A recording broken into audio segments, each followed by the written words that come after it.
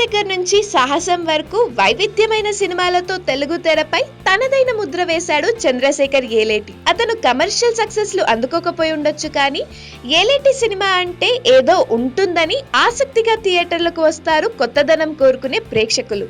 సాహసం తర్వాత 3 ఏళ్ల విరామం తీసుకొని యేలేటి తీసిన సినిమా మనమంతా. ఈ రోజే ప్రేక్షకుల ముందొచ్చిన మనమంతా సినిమా విశేషాలేంటో చూద్దాం పదండి.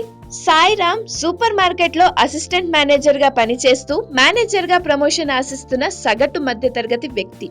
గాయత్రి మధ్యతరగతి జీవితాన్ని అసంతృప్తితో వెళ్లదీస్తున్న ఒక ఇల్లాలు.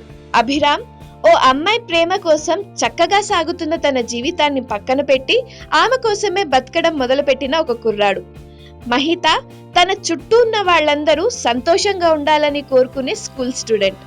నలుగురు వేరువేరు వ్యక్తుల వల్ల ఈ నలుగురి జీవితాలు మలుపులు తిరుగుతాయి. ఆ మలుపులేంటి, చివరికి ఈ నలుగురు తమకు ఎదురైన సవాళ్లను ఎలా ఛేదిస్తారు అనేదే మిగతా కథ. ఈ పాత్రకు మోహన్ లాల్ ను యేలేటి ఏరికోరి మరీ ఎందుకు ఎంచుకున్నాడు అనేది సినిమా చూస్తేనే అర్థమవుతుంది.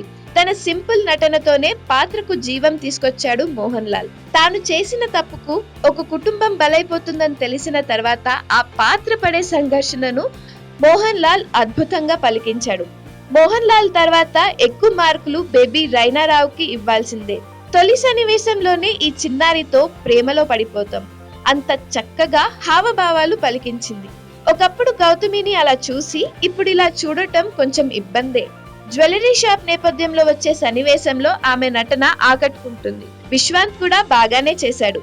వీటితో పాటు బ్యాక్గ్రౌండ్ స్కోర్ విషయంలోనూ మహేష్ శంకర్ మెప్పించాడు. ఇక రచయితగా దర్శకుడిగా యేలేటి మరోసారి తన ముద్రను చూపించాడు. అయితే స్క్రిప్ట్ ప్లే విషయంలో కొన్ని పాత్రల్ని చక్కగా తీర్చిదిద్దడంతో పతాక సన్నివేశాల్లో ఎమోషన్లు రాబట్టడంలో యేలేటి విజయవంతుడయ్యాడు.